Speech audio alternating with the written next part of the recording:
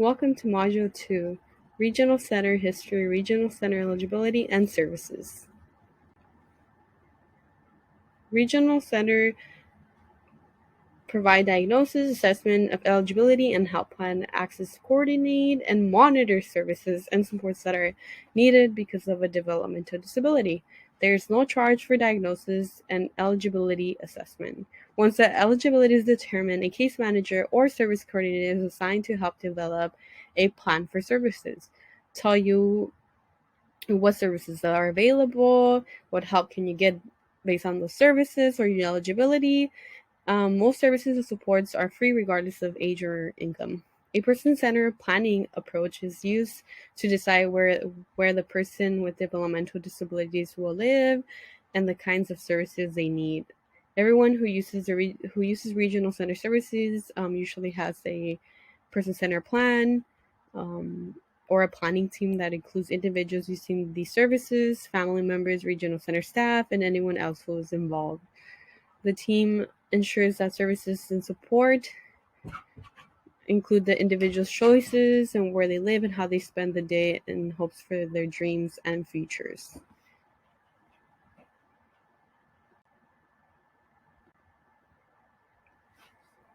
Infants and toddlers. Infants and toddlers ages 0 to 36 months who are at risk of having developmental disabilities or who have developmental delay may also qualify for services. The criteria for determining the eligibility of infants and toddlers specified in Section 95014 of the California Government Code. In addition, individuals at risk having a child with developmental disability may be eligible for genetic diagnosis, counseling, and other prevention services. For more information for these services, you could see the Early Start website in DDS or in the Regional Center website. Eligibility usually is established through diagnosis and assessment performed by the regional centers. Children and adults. To be eligible for services, children and adults must have a disability that begins before the individual's 18th birthday, that is expected to continue indefinitely, and the presence of a substantial disability. Qualifying conditions include intellectual disability, cerebral palsy, epilepsy, autism, Down syndrome, and other disability conditions as defined in Section 4512 of the California Welfare Institution Code. Eligibility is established through diagnosis assessment performed by the regional centers. So what are the services and supports from the regional center? DDS is responsible for designing and coordinating services for Californians with developmental disabilities.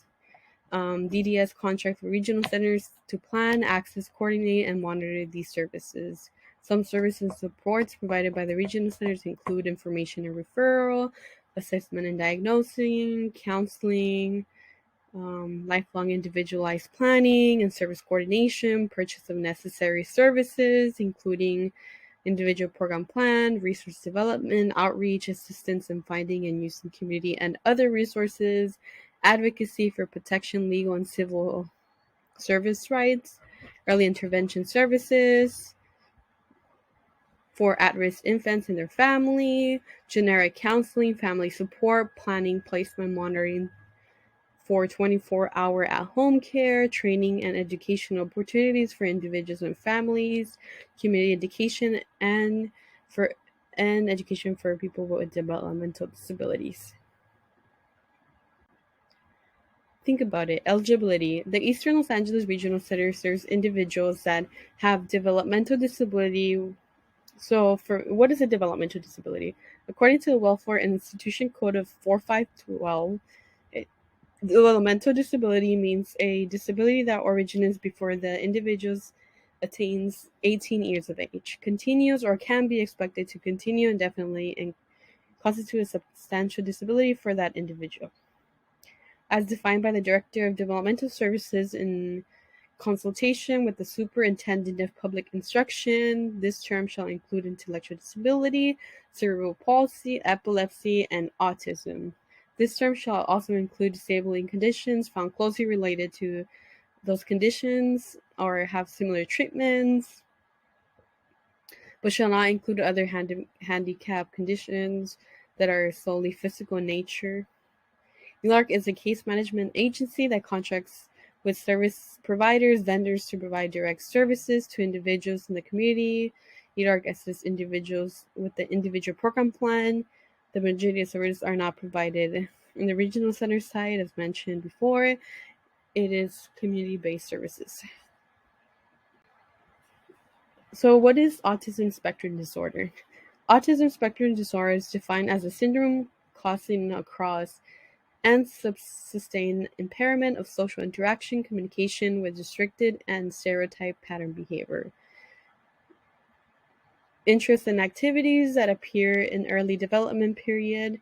Specific symptoms may include impaired awareness, lack of social and emotional reciprocity, failure to develop peer relationships, appropriate developmental level, delay of absent spoken language or abnormal nonverbal communication, usually stereotype repetitive language, imperative imaginative play, and so much more.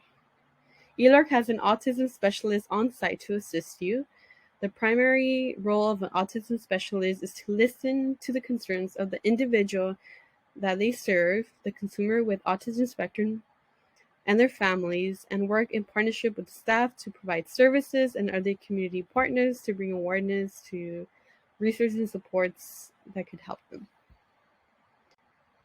Autism spectrum disorder. View the autism specialist brochure for E-LARC in their website under English, Spanish, or Chinese. Resources and links to organizations such as Affirm, Autism 101, Autism Society, Autism Society Los Angeles, Autism Speaks, Captain Cadre, East Los Angeles Family Resource Center, Fiesta Educativa, Interacting with Autism, It Takes Brains. There's so much resources out there in the web base or also out in the community. If you look around your local medical offices, they have medical professionals that have been also aware of how to help children with autism.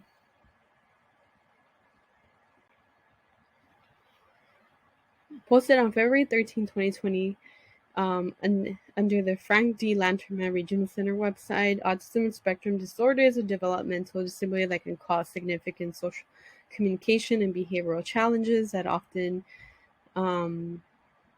not that people that are aware know that it's ASD, and it sets them apart from any other individual. They process things differently. Their problem skills or their problem solving skills are very, very different from other people. So a lot of people with ASD or children or young adults are very gifted. A diagnosis of ASD now includes several conditions that used to be diagnosed separately: autistic disorder, pervasive developmental disorder, PDD, Asperger's syndrome. These conditions are considered to represent a spectrum of ASD disorders, and the severity is different from each child. Some facts, or included in this fact sheet. Features of autism can sometimes be observed in children even younger than 18 months of age. First signs may appear as difference in the social and emotional communication development of a child. When these concerns occur, along with frequent repetitive behaviors or difficulties adjusting to environmental changes. If you see those signs, please contact your pediatrician, neurologist, psychologist in order for your child to be assessed. Early identification of and intervention of autism disorder is key to improving outcomes for people with ASD for a number of reasons. Early intervention is important because early intervention is likely to be more effective when it's provided earlier than later in life. A child's ability to learn is greatest during the first year of their life. 3 years. Usually, over time, it becomes harder to learn or make those changes. High quality intervention can change the child's development path and improve their outcome. The Center of Disease Control learn the Signs Early Act, also in Spanish. Campaign aims to improve early identification of children with autism and other developmental disabilities, so children and families can get services and support they need. So whenever you have a chance, now that you learn about web-based app or web-based searching in our previous module in technology, you can look up um, this act known as the Early Act.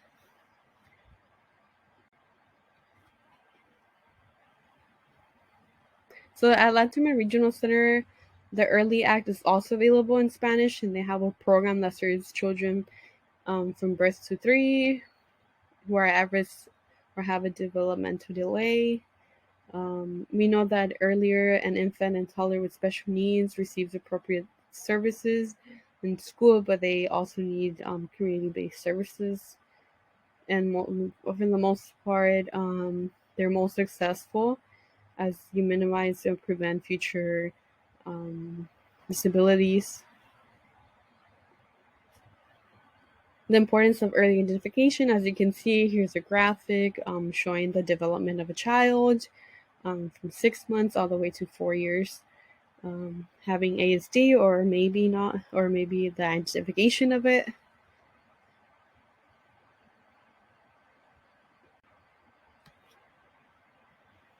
So there are many evidence-based practices in autism.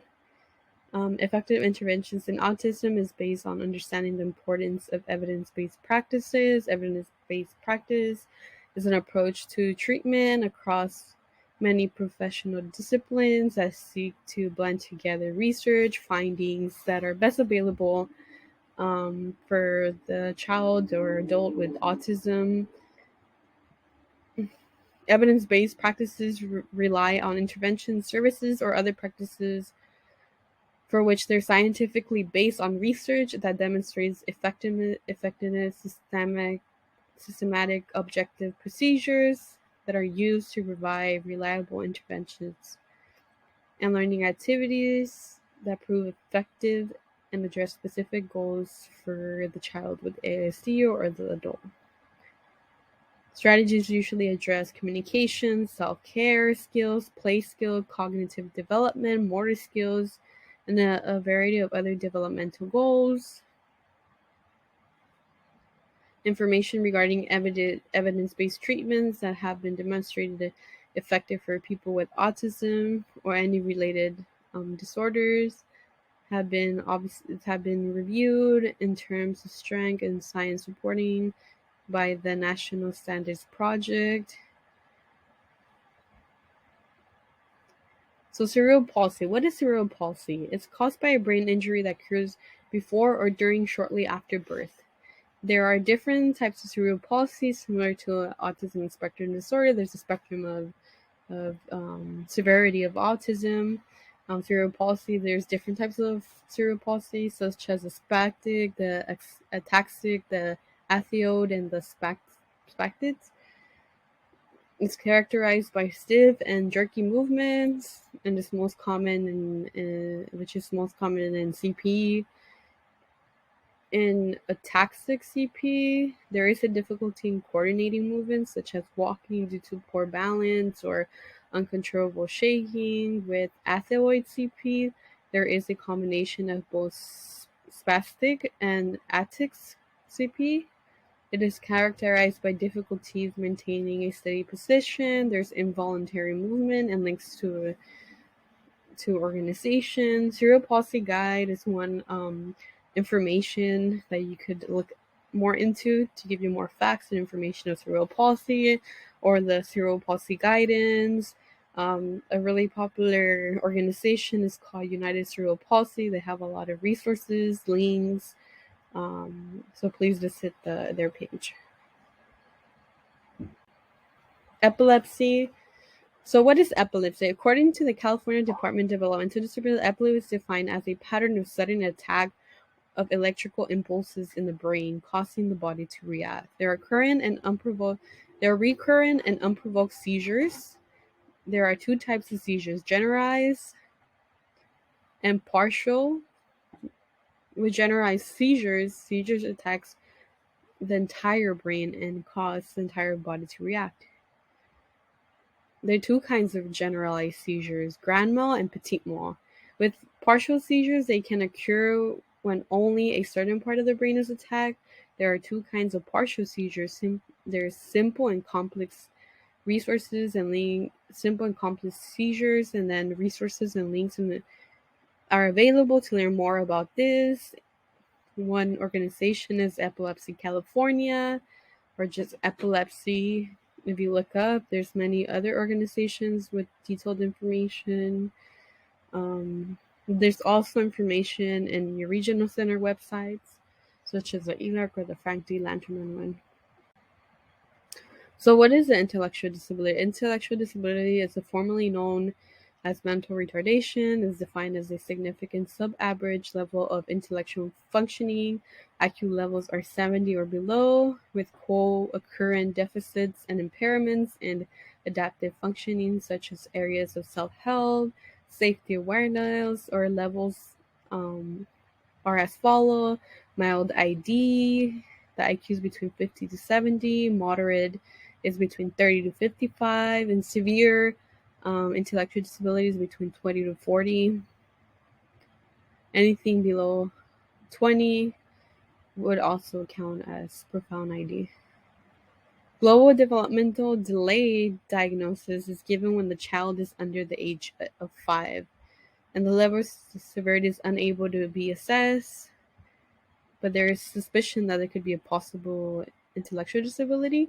Usually, reevaluation is necessary to confirm diagnosis at an older age. Unspecified intellectual disability diagnosis given when an individual is over the age of 5. Testing is unavailable to complete due to physical, motor, behavioral, mental factors, but there's suspicion of ID. And reevaluation is necessary to confirm diagnosis. There are many resources and links and organizations available. We would also have them in our resource tab.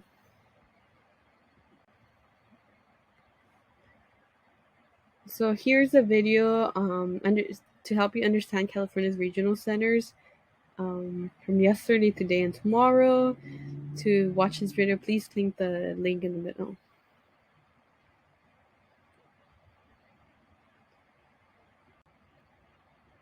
Congratulations on completing your section of 2 of the M.E.T.A module. Please continue with filling questions and look for the next topic.